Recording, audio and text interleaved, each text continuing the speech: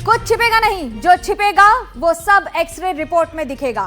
नमस्कार, मैं हूं मनोज्ञा लोईवाल। न्यूज की नई प्रयोगशाला में आपका स्वागत है, जिसका नाम है एक्सरे रिपोर्ट। पाकिस्तान ये न समझे कि हिंदुस्तान की नजरों से वो ओझल है।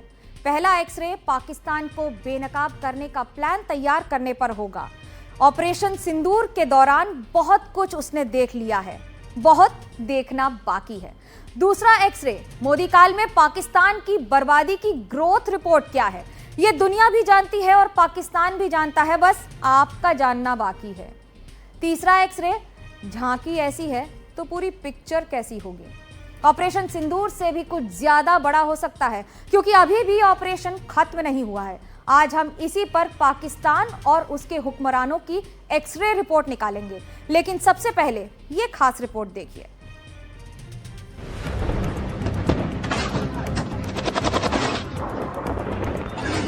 पहले सिर्फ पाकिस्तान की नीयत खराब थी, पिछले 11 साल से पाकिस्तान का टाइम भी खराब चल रहा है। भारत के हाथों बार बार मार खाकर उसकी इमेज का पहले से बैठा भट्टा और बैठ गया है। जिस पाकिस्तानी सेना के भरोसे ये आतंकी बैठे थे, भारत की सेना, भारत की एयरफोर्स और भारत की नेवी ने उस पाकिस्तानी सेना को भी धूल चटा दी है। 7 मई को अपने 100 से ज्यादा आतंकवादियों का जनाजा उठा चुका पाकिस्तान फिलहाल 11 एयरबेस और एयर डिफेंस सिस्टम की मरम्मत में जुटा है। कश्मीर पर कब्जा का जो हसीन ख्वाब वो अपनी पैदाइश से बुनता रहा था, अब वही उसे डरा रहा होगा। इसकी सबसे बड़ी वजह है भारत के हाथों बार बार पड़ने वाली मार, जिससे उसकी ऐसी ग्लोबल किरकिरी हुई कि अब इस जन्म में मेकओवर होना मुश्किल है। इसकी शुरुआत हुई साल 2016 में। पाकिस्तान ने 18 सितंबर 2016 को उरी में सेना के ठिकाने पर आतंकवादी हमला करवाया। 19 जवानों की शहादत हुई। तो आजादी के बाद पहली बार भारत के शूरवीरों ने एलओसी पार कर पीओके में आतंक के अड्डे तबाह कर दिए। लेकिन पाकिस्तान नहीं सुधरा। 14 फरवरी 2019 को पुलवामा में सीआरपीएफ के काफिले पर जैश ए मोहम्मद के फिदायीन हमले में 40 जवान शहीद हुए। तो जवाब में 26 फरवरी 2019 को भारत ने 1947 के बाद पहली बार पाकिस्तान के भीतर हमला किया और एयर स्ट्राइक पर बालाकोट में आतंकियों के ट्रेनिंग कैंप तबाह कर दिए। खिसियाए पाकिस्तान ने भारत पर हमला करने की कोशिश की तो भारतीय वायुसेना ने उसका फाइटर जेट मार गिराया। अपनी आतंक वाली करतूत और भारत के हाथ हुई पिटाई के बाद पूरी दुनिया में पाकिस्तान की मिट्टी पलीत लगातार हुई है। इसके तुरंत बाद मोदी सरकार ने जम्मू कश्मीर से अनुच्छेद 370 खत्म कर दिया। भारत के इस कूटनीतिक प्रहार से पाकिस्तान पूरी दुनिया में अलग थलग पड़ गया। लेकिन उसकी दुम सीधी नहीं हुई और उसने पहलगाम वाली गलती कर दी। भारत ने पहलगाम आतंकवादी हमले में 26 बेगुनाहों की हत्या का जवाब दिया और बिना बॉर्डर पार किए उसे 1971 की मात याद दिला दी और लगे हाथ सिंधु जल समझौता स्थगित कर उसे प्यासा रखने का पूरा इंतजाम भी कर दिया। आज ही के दिन ठीक 1 वर्ष पहले नरेंद्र मोदी ने तीसरी बार प्रधानमंत्री पद की शपथ ली थी। मोदी सरकार के 11 साल भी भारत के इतिहास में एक ऐसा दशक है जिसे अभी तक की सरकारों के सबसे क्रांतिकारी फैसलों का दशक माना जाता है। पूर्ण बहुमत की सरकार हो या फिर गठबंधन की सरकार, मोदी के नेतृत्व में बड़े बड़े फैसले में कोई कसर नहीं छोड़ी गई। अब आपको आज बताएंगे कि कैसे 11 वर्षों में 11 बड़े फैसले लिए गए, जिसने भारत की तस्वीर बदलने में बड़ी भूमिका निभाई है। ये वो महत्वपूर्ण फैसले हैं जिन्होंने भारत की सामाजिक, आर्थिक और राजनीतिक तस्वीर में बहुत बड़ा परिवर्तन कर दिया है और समय समय पर पूरे देश को एक सूत्र में पिरोने का काम भी किया है। 11 साल में भारत कितना बुलंद हुआ है। सबसे पहला, स्वच्छ भारत अभियान 2014 में प्रधानमंत्री बनने के पहले वर्ष में ही ये जनता की भलाई के लिए उठाया गया बहुत बड़ा कदम था। 2 अक्टूबर 2014 को शुरू किया गया यह अभियान स्वच्छता और खुले में शौच मुक्त भारत बनाने के लिए था। इसके तहत 12 करोड़ से अधिक शौचालय बनाए गए और स्वच्छता कवरेज 2014 में 38% से बढ़कर 2019 में 100% हो गया। अब दूसरा, जन धन योजना 2014 में इस योजना के तहत 48 करोड़ से अधिक बैंक खाते खोले गए, जिससे वित्तीय समावेश को बढ़ावा मिला। गरीबों को बैंकिंग सेवाओं से जोड़ने में ये योजना एकदम गेम चेंजर साबित हुई। गांव तक सरकार का पैसा सीधे पहुंचाने का ये क्रांतिकारी फैसला था। अब आते हैं तीसरे पर, डिमोनेटाइजेशन 2016। 8 नवंबर 2016 को सरकार ने 500 और 1000 रुपए के नोटों का चलन बाहर कर दिया, उसे एकदम बंद कर दिया। इसका उद्देश्य काला धन, नकली मुद्रा और आतंकी फंडिंग पर अंकुश लगाना था। इस फैसले ने अर्थव्यवस्था और आम जनता पर व्यापक प्रभाव डाला। हालांकि इसकी सफलता पर आज भी बहस जारी है। वस्तु एवं सेवा कर यानी कि जीएसटी 2016 में 1 जुलाई को लागू किया गया जीएसटी एक ऐसा कानून था जिसने एक देश एक कर की अवधारणा को साकार किया। इससे कई अप्रत्यक्ष कर समाप्त हो गए, जिससे कर प्रणाली सरल हुई और व्यापार में पारदर्शिता बढ़ी। विपक्ष इस फैसले को लेकर हुई बैठकों में शामिल तो होता था, लेकिन फैसला लागू होने के बाद फिर अपनी विपक्ष की भूमिका में आकर खड़ा हो गया, यानी कि विरोध चालू। आयुष्मान भारत योजना 2018। इस स्वास्थ्य बीमा योजना के तहत 10 करोड़ से अधिक गरीब परिवारों को प्रतिवर्ष 5 लाख रुपए का मुफ्त इलाज उपलब्ध कराया गया। हाल ही में 70 वर्ष से अधिक आयु के सभी लोगों को इसमें शामिल किया गया। आखिरकार जब देशवासी स्वस्थ होंगे तभी तो देश भी स्वस्थ होगा। अब आते हैं अगले पर, अनुच्छेद 370 और 35A का निरस्तीकरण 2019 का 5 अगस्त। इस तारीख को सरकार ने जम्मू कश्मीर को विशेष दर्जा देने वाले अनुच्छेद 370 के अधिकांश प्रावधानों को रद्द कर दिया और राज्य को 2 केंद्र शासित प्रदेशों में विभाजित किया।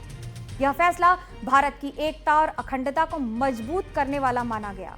अब आते हैं अगले कानून पर, 3 तलाक कानून 2019 में मुस्लिम महिलाओं को 3 तलाक बिद्दत से सुरक्षा देने के लिए सरकार ने इसे गैर कानूनी घोषित किया। यह महिला सशक्तिकरण की दिशा में एक बहुत बड़ा कदम था। एक और कानून, नागरिक संशोधन कानून अधिनियम CAA, जिसे इस कानून के तहत पाकिस्तान, बांग्लादेश और अफगानिस्तान से आए गैर मुस्लिम शरणार्थियों को भारतीय नागरिकता देने का प्रावधान किया गया। यह फैसला विवादास्पद रहा, लेकिन सरकार ने इसे मानवीय कदम बताया। इसके बाद 2023 में आया महिला आरक्षण। लोकसभा और राज्यसभा यहां तक कि विधानसभाओं में महिलाओं के लिए 33% आरक्षण सुनिश्चित करने वाला यह कानून महिला सशक्तिकरण और राजनीतिक भागीदारी को बढ़ावा देने वाला है। देश के इतिहास में पंचायत से लेकर संसद तक आज की तारीख में राजनीति के मैदान में सबसे ज्यादा महिलाएं हैं। और सबसे महत्वपूर्ण, 2024 का राम मंदिर निर्माण।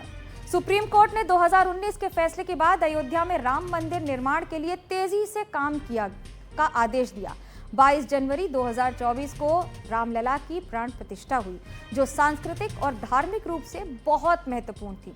करीब 500 साल तक चलने वाली ये लड़ाई इतिहास के पन्नों में संवेदनशीलता के लिए याद रखी जाती है।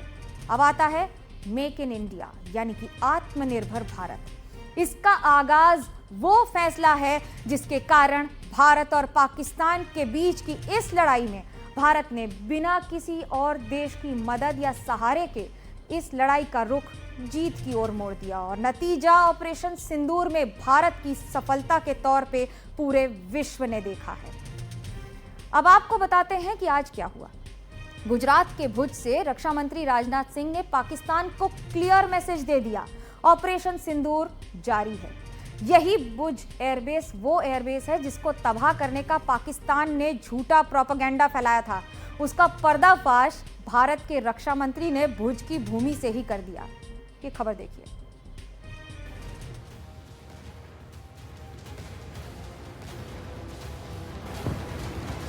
ऑपरेशन सिंदूर अभी खत्म नहीं हुआ है।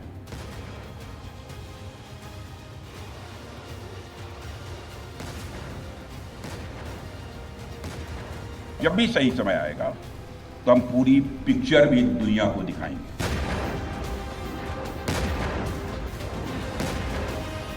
ऑपरेशन सिंदूर का नाम हमारे देश के यशस्वी प्रधानमंत्री आदरणीय नरेंद्र मोदी ने दिया।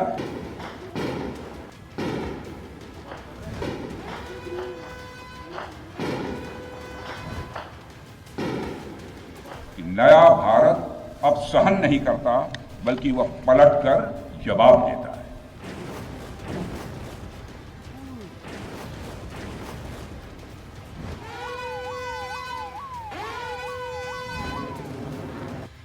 देश के रक्षा मंत्री राजनाथ सिंह की बुलंद आवाज पाकिस्तानी हुक्मरानों के कानों तक जरूर पहुंच गई होगी और उन्हें हिंदुस्तान का क्लियर मैसेज भी पहुंच गया होगा कि ऑपरेशन सिंदूर अभी खत्म नहीं हुआ है। जो कुछ भी हुआ है वह सिर्फ एक ट्रेलर मात्र था। अब समय आएगा, जब भी सही समय आएगा तो हम पूरी पिक्चर भी दुनिया को दिखाएंगे। मैदान जंग में निशाना सैनिक ठिकाने और लोगों की जानें ही नहीं होती, बल्कि जनता की राय और नजरिए पर भी प्रहार किए जाते हैं। झूठी कहानियां गढ़ी जाती हैं ताकि सामने वाले का मनोबल गिराया जा सके। इसी साजिश के तहत पाकिस्तान ने दावा किया था कि उसने आदमपुर और भुज के सैन्य ठिकानों को तबाह कर दिया, लेकिन भुज पहुंचकर रक्षा मंत्री ने पाकिस्तान के झूठ के पुलंदे को निस्तोनाबूद कर दिया। आज भारत को वैश्विक मंच पर जो सम्मान मिल रहा है, उसकी बुनियाद में यदि कहा जाए साफ तौर पर तो वह है आपका पराक्रम। और यही कारण है कि भारत का बच्चा बच्चा आपको अपना आइडल मानता है, बच्चा बच्चा आपको अपना आदर्श मानता है। आपने पूरे देश को यकीन दिलाया है कि नया भारत अब सहन नहीं करता, बल्कि वह पलटकर जवाब देता है। भारत का ये आत्मविश्वास, उसकी ताकत उभरी है तो उसमें हर क्षेत्र के अदम्य सैन्य बलों का योगदान तो है ही, साथ ही हमारे वैज्ञानिकों की भी भूमिका कम नहीं है। अब भारत में बने और भारतीय हथियारों से बने हथियार भी अचूक और अभेद्य हैं। यह पूरे विश्व ने देख लिया है। ब्रह्मोस मिसाइल की ताकत को तो पाकिस्तान ने खुद स्वीकार कर लिया है। हमारे देश में एक कहावत काफी पुरानी है और वह है दिन में तारे दिखना।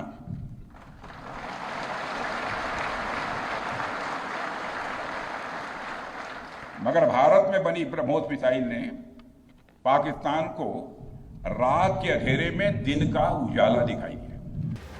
बात एकदम साफ है, भारत अब आतंक को ही नहीं, आतंकी ठिकानों पर प्रहार करेगा, चाहे वो सीमा पार ही क्यों न हो। भारतीय वायुसेना के लिए सिर्फ 23 मिनट यह काफी थे पाकिस्तान की सरजमी पर पल रहे आतंक के अजगर को कुचलने के लिए, और वह आपने करके दिखाया है।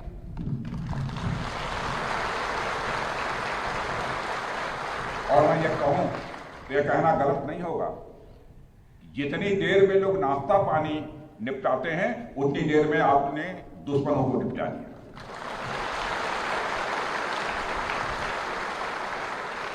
आपने दुश्मनों की जमीन पर जाकर आपने मिसाइलें गिराई है।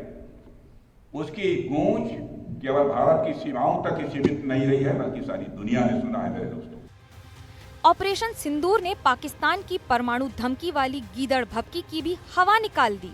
सिर्फ इसलिए कि उसने परमाणु हथियार बना लिए हैं, इसलिए भारत हमला नहीं करेगा।